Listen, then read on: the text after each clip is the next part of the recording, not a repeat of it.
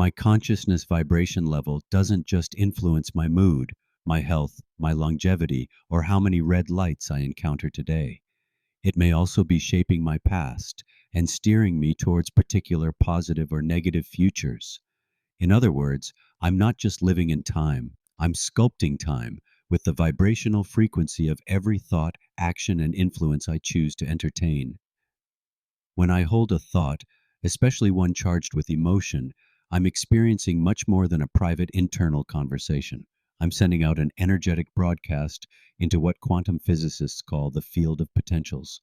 The quantum field, a kind of energetic ocean where every possible version of reality already exists in parallel timelines, waiting to be chosen by the resonance of our mental tuner.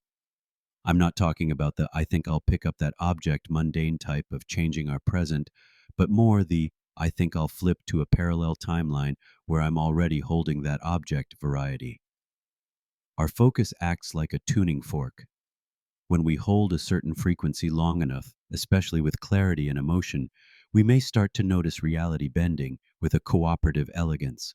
As our current reality changes, the past necessary to justify that present may also change. If we're suddenly holding an object, our present may now have been derived from a past in which I picked the object up. Hence, we may be able to alter our past simply by altering our present. Since a different present alters our future potentials, to navigate to a new present allows for a different past and future. Why does the now moment offer such potential leverage for changing our past and future? Because from a time perspective, there's only the now moment. It's said that as our consciousness raises, the importance of the now moment becomes more apparent, but there may also be other signs. When we've raised our consciousness frequency enough, the energy field around us may be seen by some as an aura of light. This light is said to be interdimensionally and cosmically recognized, both as a form of currency as well as our calling card. Our unique frequency is said to be both an ID badge and cosmic debit card. Some have gone so far as to say that our current attention second economy will someday shift to an economy that values and rewards mindful present seconds, seen as supportive of a coherent, peaceful, abundant collective. When we're vibrating at higher states, such as when concentrating on love, compassion, and gratitude, we notice certain types of things happening. Synchronicities, solutions to problems, chance encounters, and even a sense that painful things from our past don't carry the same emotional weight they once did.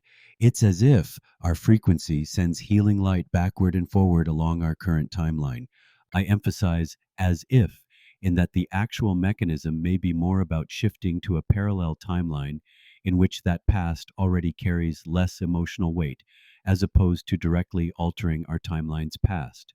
Hence, while it may appear that we're changing our past, we're more likely changing pasts by way of changing to a timeline with a different present. It's not about escaping our current life or wishing it away.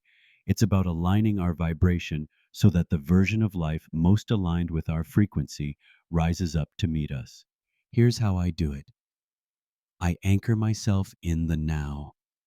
When my thoughts wander into past regrets or future worries, I gently guide them back.